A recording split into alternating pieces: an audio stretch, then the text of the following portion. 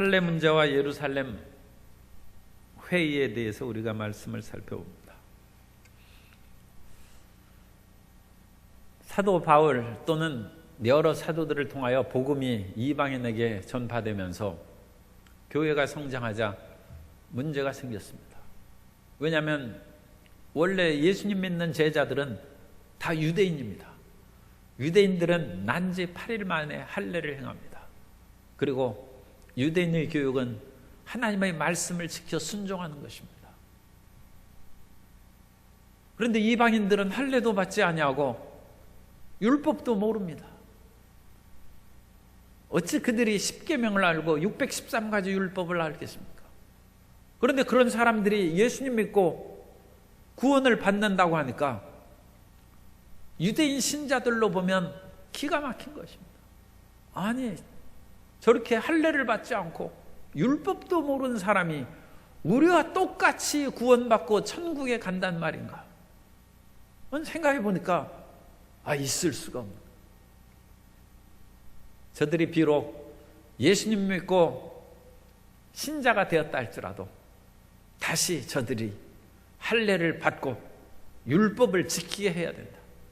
그래도 적어도 우리와 같은 수준으로 되어서 하나님 나라에 들어가야지. 그들은 하나님도 알지 못하고 율법도 알지 못하고 세상대로 살아온 사람인데 단순히 예수님만 믿었다고 해서 우리와 똑같이 구원을 받는다거나 똑같은 신자로 교회 생활을 할 수 있는 것은 그건 문제가 있다. 그래서 유대 지역에서 그건 이제 유대 신자들을 중심으로 한 그런 모임이라고 생각할 수 있습니다. 그런 사람들이 곳곳마다 다니면서 그런 일을 행했을 것이고 그 가운데 사람들이 안디옥 교회에 이르러서 15장 1절에 어떤 사람이 유대로부터 내려와서 형제들을 가르치되 너희가 모세의 법대로 할례를 받지 아니하면 능히 구원을 받지 못하리라 하니, 예수 믿어서 구원받는 것이 아니라 모세의 법대로 지켜야 구원을 받는다고 가르치매 이것은 그리스도 예수로 말미암아 믿음으로 구원받는 오늘날 우리는 이제 이신득의 또는 이신칭의 믿음으로써 의롭다 칭한다. 믿음으로써 의롭담을 얻는다. 이신득의. 그 말로 표현하는 그거에 위배되는 것이죠. 예수님 믿으면 됐지. 아니 우리가 다시 할례를 받고 모세의 법을 지켜야 되는가. 그 문제가 대두됨에 예수 그리스도의 복음을 증거하는 바울과 바나바와 같은 사도들과 치열한 논쟁이 일어났는데 어찌나 그 싸움이 치열한지 적지 아니한 다툼과 변론이 일어난지라. 단순히 변론이 아니라 다툼과 변론. 이 다툼은 일어서는 뜻이 있습니다. 그래서 상당한 소요와 싸움이 일어난 것을 말합니다. 요즘식으로 얘기하면 일어나서 이제는 상당히 격렬하게 그렇게 싸우는, 그렇게 단순히 앉아서 차분하게 변론하고 그런 정도가 아니라 굉장한 다툼이 일어납니다. 왜냐하면 이것은 굉장히 중요하죠. 예수님 믿었는데 당신 할례 받았느냐? 안 받았습니다. 그럼 구원 못 받았어. 예수님 믿은 것으로 모든 것이 되는 것이 아니라 모세의 법대로 할례를 받아야지. 그 주장을 받아들일 수 있겠습니까? 성도 여러분, 어떤 사람이 그런 식으로 얘기하면 받아들일 수 있겠습니까? 예전에 그와 같이 세월호 사건이 일어났던 파에서는 당신은 언제 구원받았습니까? 몇 날 몇 시에 구원받았습니까? 아십니까? 모르겠는데 당신 그럼 구원 못 받았습니다. 당신이 거듭나고 태어난 때를 모르는데 어찌 구원받았겠습니까? 해서 사람들을 유혹하던 그런 이단들이 있었습니다. 그런 것처럼 할례를 받지 아니하면 능히 구원을 받지 못한다. 그것은 사도 바울이 받아들일 수 없는 그런 주장입니다. 그러므로 같은 신자죠. 예수님을 믿는데 한 그룹은 복음의 자유를 얘기하고 한 그룹은 할례와 모세의 법을 지킴으로써 구원이 완성된다는 그런 주장입니다. 그래서 안디옥 교회에서 이 문제에 대해서 예루살렘에 있는 사도들과 장로들에게 결정을 내려달라고 하자. 그리고 양측이 아마 그것을 받아들인 것 같습니다. 그래서 바울을 중심으로 한 그런 복음, 은혜의 복음을 주장하는 그룹과 유대에서 내려온 그런 사람들이 중심으로 되어서 또 그런 식으로 그럴듯하게 들릴 수 있죠. 아니, 아무것도 하지 않았는데 예수님 믿는다고 구원받는다는 것은 무엇인가 부족하다. 그러므로 할례를 좀 받게 하고 예수님 믿는 그런 법도를 지키는 신자답게 살아가도록 해야 되지 않는가. 그런 주장을 하는 그룹, 그 사람들이 예루살렘에 있는 사도들과 장로들의 결정을 우리가 따르겠다고 받아들인 것 같습니다. 이것도 굉장히 중요합니다. 그러므로 그들이 다툼과 변론이 크게 일어났긴 하지만 우리가 절대적이고 우리는 1%도 양보 못한다는 그런 극단주의자는 아니라, 오늘날 이 세상에 이런 극단주의자들이 있어서 세상이 참 어지럽습니다. 자기들의 신념과 자기들의 주장이 절대적이고 딴 사람이 우리 주장을 따라와야지 우리는 양보 못한다는 그런 사람들이 많습니다. 집단 이기주의가 성행하는 그런 시대죠. 오늘날 같은 자유민주주의 국가에서도 여전히 집단 이기주의가, 자기들은 조금도 양보 못하고 끝까지 싸우는, 광주형 일자리도 계속 문제가 제기되고 난항을 겪는 이유가 마지막 판에서는 우리 양보 못한다. 그래서 3심제도가 있죠. 세상에서는 재판도 3번 하라. 그런데 마지막 최종 3심에서 대법원에서 판결을 냈는데도 그 인정 안 한다는 사람이 있어요. 그 사람들은 어떡합니까? 대한민국을 떠나는 것이 좋습니다. 왜냐하면 그것은 국가의 법 질서를 훼손하는 거기 때문에. 인간이 어찌 100% 완벽하겠습니까? 그러나 우리 안에서 최대한 가장 열심히 공부하고 노력한 사람을 대법원 판사로 세웠습니다. 그리고 그들의 판결을 지켜야죠. 소크라테스는 아테네의 질서를 지키기 위해서 악법도 법이라고 해서 자기를 사형언도 내린 그런 독배를 마시고 죽었습니다. 그 당시 시민 정신과 사회 질서를 지키려는 철학자의 마음을 알 수 있습니다. 사람들은 소크라테스만큼 그 당시에 위대한 철학자가 어디 있겠습니까?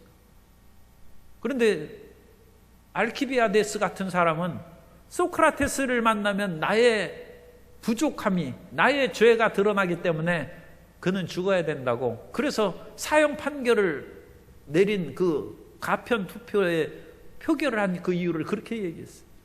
그 사람이 있으면 괴로우니까 없애야 된다. 그런데 그 법질서를 따랐다. 바울도 하나님에 대한 은혜의 복음을 100% 확신하고 있지만 그것을 최상급 기관인 예루살렘의 사도들과 장로들의 결정에 맡기기로 양도하고, 유대에서 내려와 그들의 영향을 받는 사람들도 그들에게 맡기기를 서로 간에 합의를 했어요. 그리고 이제 15장이 결론이 내린 후에 안디옥 교회에서 싸움이 안 일어났어. 아니, 우리 식대로 예루살렘의 사도들과 장로들이 결정을 안 내렸네. 이거 못 받아들인다. 그렇게 되면 안디옥 교회가 쪼개지죠. 우리는 우리 식으로 간다. 은혜의 복음 믿을 사람들은 이쪽에서, 우리는 모세의 법을 지키면서 예수님 믿는다는 사람은 저쪽으로 갈라질 수밖에 없죠. 그런데 안디옥 교회가 갈라졌다는 얘기가 없이 오히려 그들이 힘을 모아서 사도 바울이 제2차 선교여행을 떠나는 얘기가 이제 16장부터 나옵니다. 굉장히 중요한 상황입니다. 오늘날 자기 주장을 끝까지 물고 늘어지고 내 주장은 100% 옳고 결코 그 이외에는 받아들이지 못한다. 그런 것들은 참 문제가 있는 것입니다. 그러면 이 사도들과 장로들의 결정을 사도 바울이나 또 그 반대파 사람들이 받아들이고 그들의 결정에 승복할 수 있는 근거가 있어야죠. 그것은 사도들이 그만큼 신뢰를 쌓았다는 것입니다. 사도들은 위협에 굴복하지 않았어요. 베드로를 비롯한 사도들이 오순절 성령의 충만을 받아서 복음을 증거할 때 그들이 붙잡히고 핍박을 받았습니다. 그러면서 대제사장과 또 그 당시 관리들, 장로들이 베드로나 사도들에게 위협했습니다. 다시는 예수 이름으로 복음을 증거하거나 그런 일을 하지 말라. 그럴 때 베드로가 대표해서 뭐라고 얘기합니까? 우리가 하나님 앞에서 하나님의 말씀을 따르는 것이 옳으냐, 너희 말을 따르는 것이 옳으냐, 너희가 판단해보라. 아니, 자기들도 하나님 믿는 제사장들인데 사람 말을 따르라고 한다는 것은 그것은 큰 범죄에 빠지는 거예요. 말을 못하죠. 우리는 하나님 말씀을 따르노라. 권력에 굴복하죠. 그 당시 초대교회가 사도를 중심으로 해서 초대교회 사람들이 외압의 권력에 굴복하지 않았다는 것입니다. 하나님의 뜻대로 우리는 행한다. 우리가 핍박을 당하고 죽음을 당할지언정 우리는 하나님의 뜻을 따른다. 사도들이 신뢰를 받는 것입니다. 그렇게 하고 조금 지났어요. 그러자 히브리파 과부들과 헬라파 과부들 사이에 분배의 문제로 인하여 말썽이 생겼어요. 헬라파 사람들은 외지에서 온 사람들이기 때문에 그 지역에서 같이 끊임없이 오랫동안 생활한 히브리파 과부들만큼 대접을 못 받았어요. 잘 모르니까 또 구제에서도 빠지기도 했어요. 불만을 가졌어요. 그래서 사도들이 자기들이 그런 성도들에게 어느 면으로는 힘을 행사할 수 있는 구제의 권한을 내려놓습니다. 이권에 개입을 안 한다는 것입니다. 사도들이 그거 빵을 나눠주면서 빵을 먹었겠습니까? 그러나 일단 자기 마음대로 사람들을 나눠주고 배분하는 것은 어떤 면으로 보면 사도들에게 잘 보여야 빵을 한 개라도 더 받지. 그런 식으로 어떤 권세 부리는 것처럼 그들에게 힘이 있는 것처럼 잘못 보일 수도 있어요. 그런데 사도들이 과감히 그것을 내려놓습니다. 너희 중에서 지혜와 성령이 충만한 7 집사를 선택하라는 것입니다. 그들에게 우리는 맡기고 우리는 더 이상 이 구제 문제에 관여하지 않겠다. 우리는 오직 기도와 말씀 전하는 것에 전무하리라. 교인들의 신뢰를 얻는 것입니다. 이권에 개입하지 않냐고 사도들이 그것을 그냥 내려놓는 것입니다. 그러므로 사도들의 결정은 당시 사람들에게 하나님의 뜻을 거의 100% 반영하는 것으로 신뢰를 받는 것이죠. 국가의 기관이나 여러 단체에 있어서 그런 결정이 그 집단의 구성원들의 그런 신뢰를 받아야 됩니다.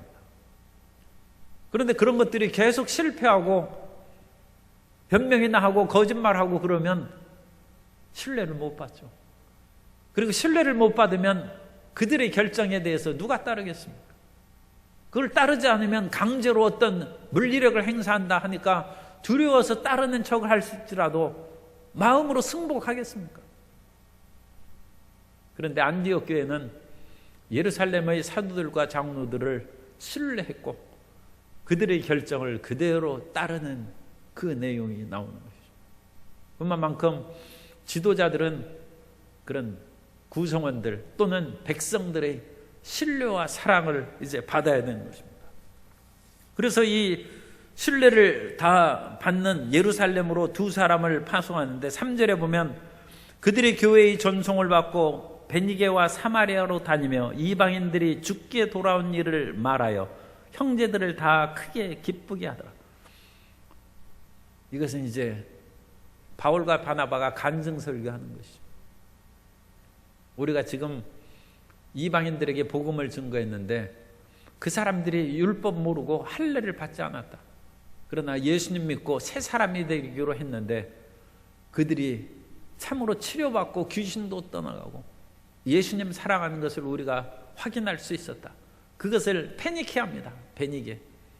그러니까 이스라엘 북쪽이죠. 북쪽에서 내려오면서 또 북쪽에서 더 내려오면 사마리아죠. 사마리아에서 더 남쪽으로 내려오면 이제 예루살렘입니다.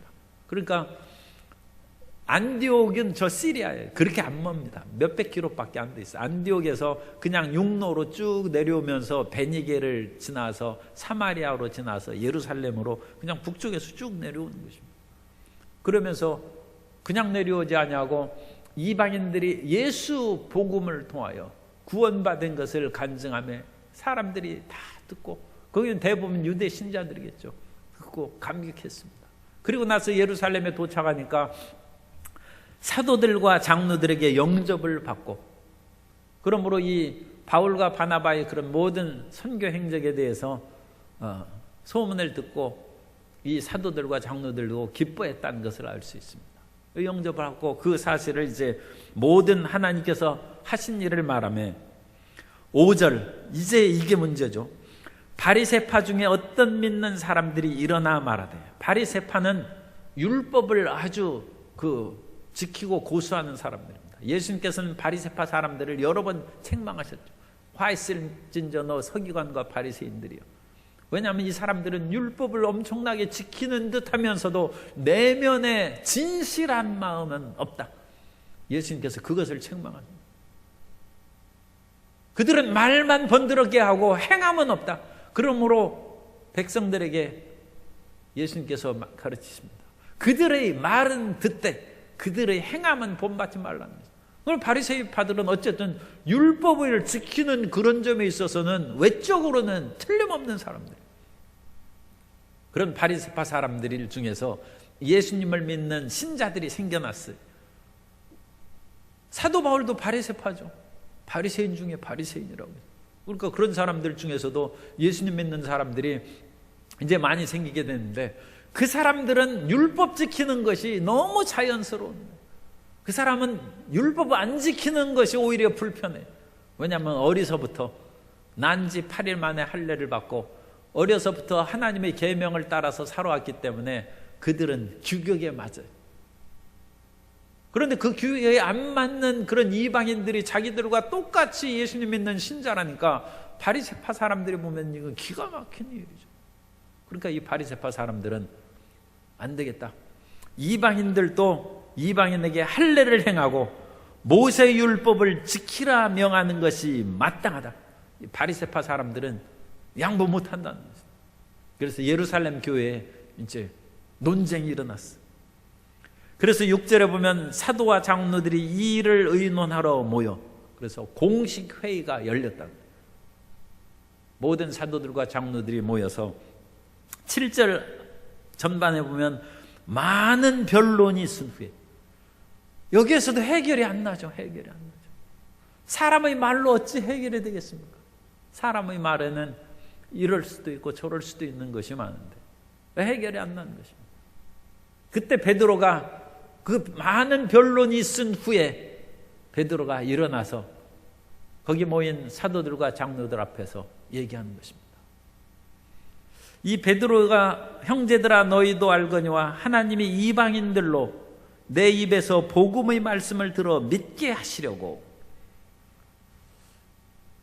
이 간증 또 이 메시지는 고넬료의 집안에서의 회심을 얘기하는 것으로 생각합니다.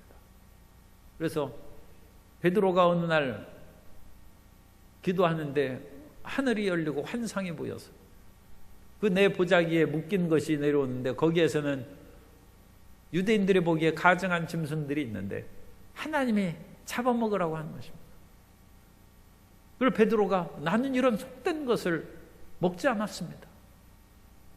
그러자 두 번째 하나님께서 말씀하시기를 내가 깨끗하게 한 것을 내가 속되다 하지 말라.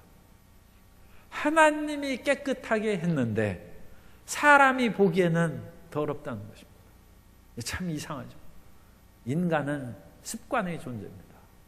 하나님은 이전에는 가증한 음식을 먹지 말라고 했어요. 그런데 하나님께서는 그 모든 가증한 것들을 깨끗하게 하실 수 있는 능력이 있어요. 그래서 하나님께서 이 가증한 것들을 깨끗하게 하셨어요. 그런데 사람의 눈에는 옛날의 그런 눈으로 보고 생각한 틀에서 못 벗어납니다. 이 틀에서 깨어나는 것이 참 어려운, 사고의 틀을 깨어버리고 소위 말해서 요즘 얘기하는 패러다임 시프트가 일어난다는 것은 혁명입니다. 송충이가 왜 솔잎을 먹어야 되는 거야? 송충이도 가랑잎 먹는다. 왜 펜도곰이 대나무만 먹느냐? 펜도곰도 다른 거 먹을 수 있다. 왕후장상의 씨가 따로 있느냐?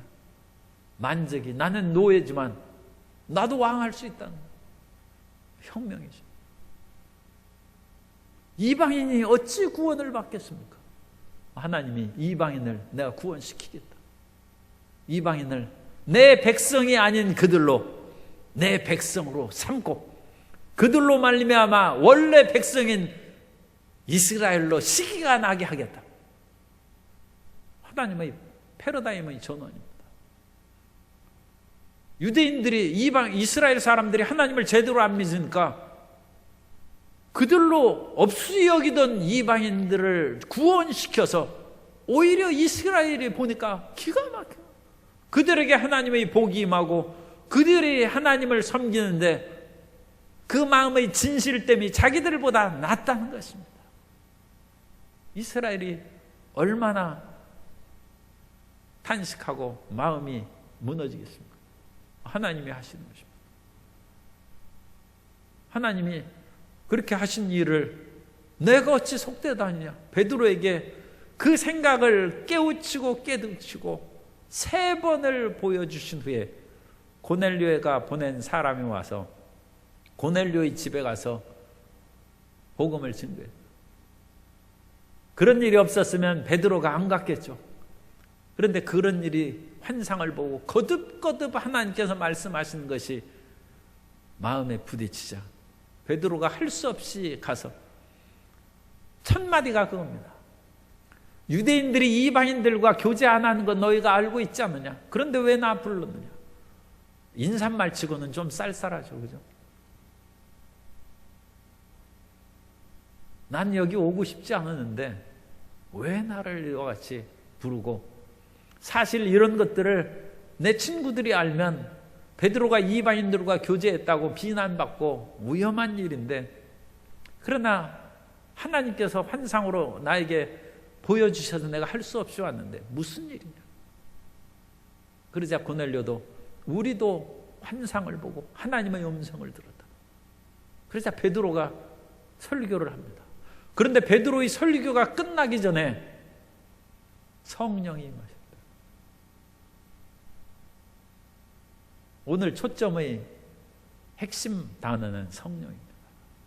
인간의 변론을 뛰어넘는 하나님의 역사가 성령입니다.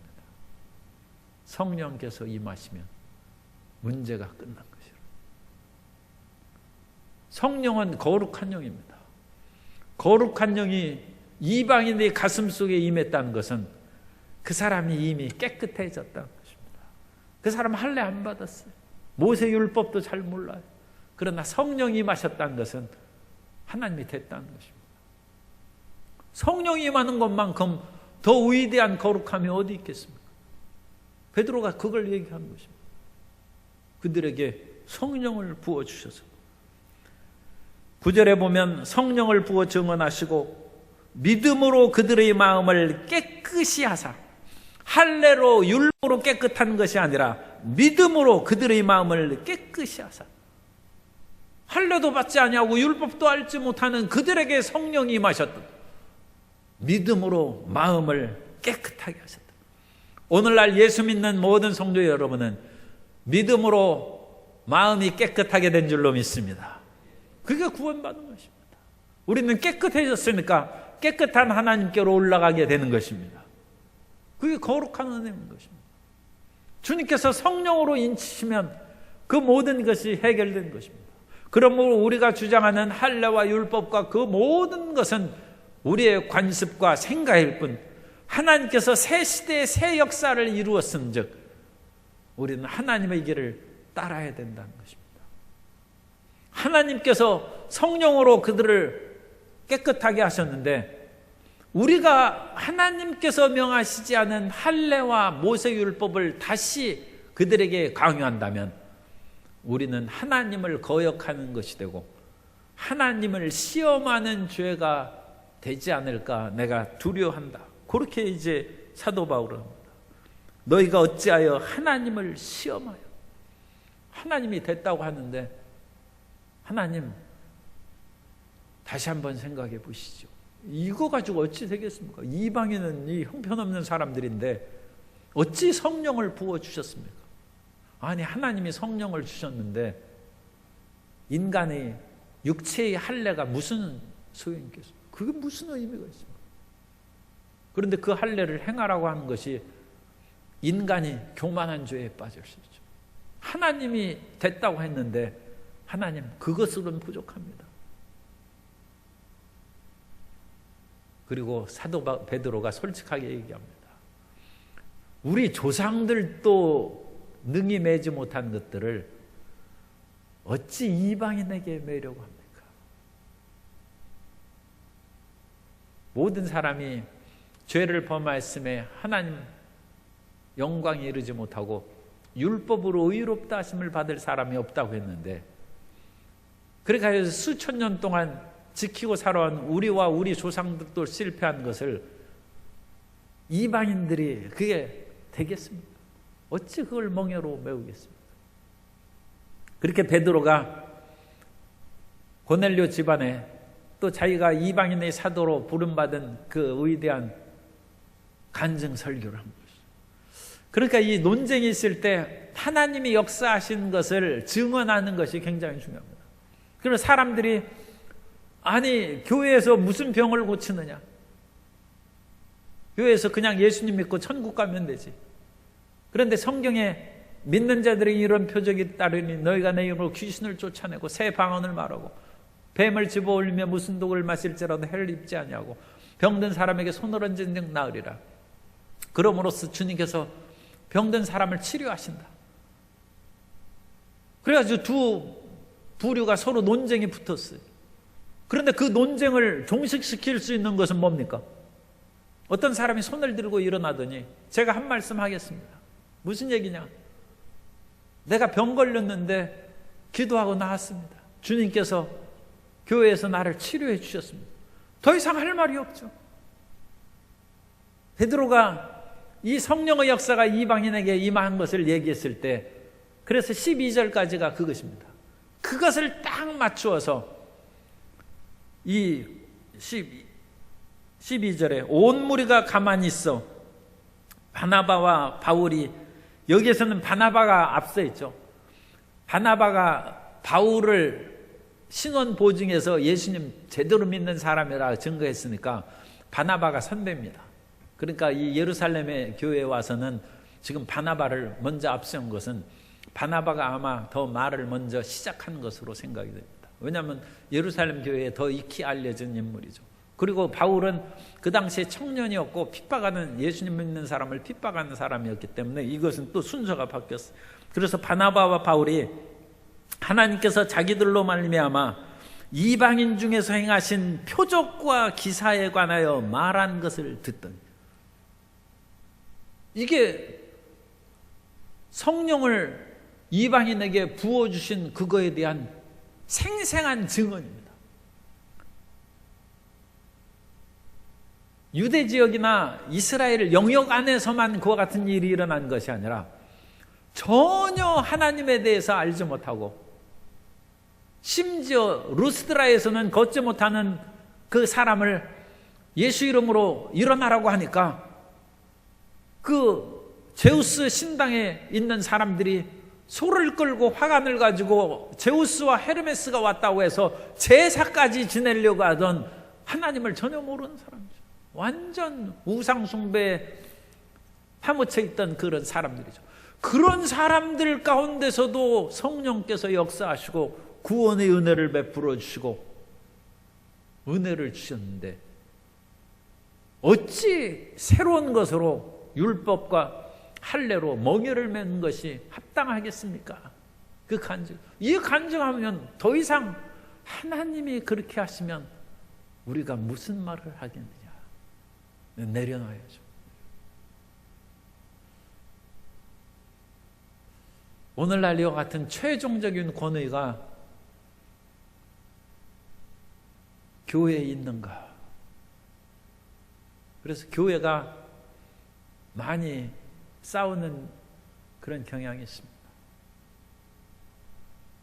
서로 두 그룹을 만들어서 서울에서 있는 큰 교회도 여전히 싸우고, 그래서 서로 고소를 취하하더니 또 사과 성명을 발표 안 했다고 합의한 대로 행하다. 그렇게 해가지고 여전히 싸우고 있습니다. 최종심이 없어요. 교회가 이와 같은 최종심으로 조용하고 잠잠해지지 않으니까 세상은 더 말할 것 없죠. 세상 사람들이야 자기의 권력과 이해관계에 의해서 결정을 뒤집어 버릴 수 있는데 그건 두 번째 문제고, 교회에서 최종심이 사라졌어요. 교회에서 어떤 결정이 성령으로 말미암아 내리면 잠잠해야죠. 서로 화해해야죠. 손에 손을 잡고 살아야죠. 그런데 최종심의 결정이 있어도 서로 손을 잡고 화해가 안 해요. 그러니까 이 코로나19로 이제 손 못 잡아요. 요즘에 이제 손 못 잡아요. 사람들이 서로 자기 극단적인 주장만 하고 그렇게 살고, 극단적인 보수와 극단적인 진보가 서로 싸우고 다투고, 그러니까 그래. 그럼 손 잡지 말고 만나지도 말고 가까이 접근하지도 말고 격리되어서 살아가고. 우리는 하나님의 권위를 인정해야 됩니다. 그리고 하나님의 최종 권위는 성령의 음성입니다. 성령께서 역사하시는 그것을 우리가 순종하고 성령의 세미한 음성에 순종하는 성도 여러분 되시기를 예수님 이름으로 축원합니다. 교회는 성령의 음성에 순종해야 됩니다. 성령의 음성에 불순종하는 것은 자기의 변명과 자기의 타당한 이유가 아무리 많을지라도 그것은 범죄하는 것이고 어리석은 것이고 사태를 그르치는 것입니다. 성령의 음성에 순종함으로 나아가면 주님께서 우리에게 평화를 주시고 우리의 길을 열어주셔서 은혜와 행복이 넘쳐나게 해주실 줄 믿습니다. 이 최종 결론은 이제 13절부터 나옵니다. 오늘은 사람의 어떤 갈등이 있어도 성령이 임하심으로써 마음을 깨끗하게 하셨다. 그것이 하나님께서 이방인을 받으신 것이 아니냐 하는 그 내용까지 살펴보았습니다. 우리도 성령의 그런 음성이 마음속에 들려지고 오가고 행하는 모든 일에 성령님의 음성을 따라서 인도하심을 받아서 순종하고 나아가는 은혜가 충만하게 임하게 되시기를 예수님 이름으로 축원합니다.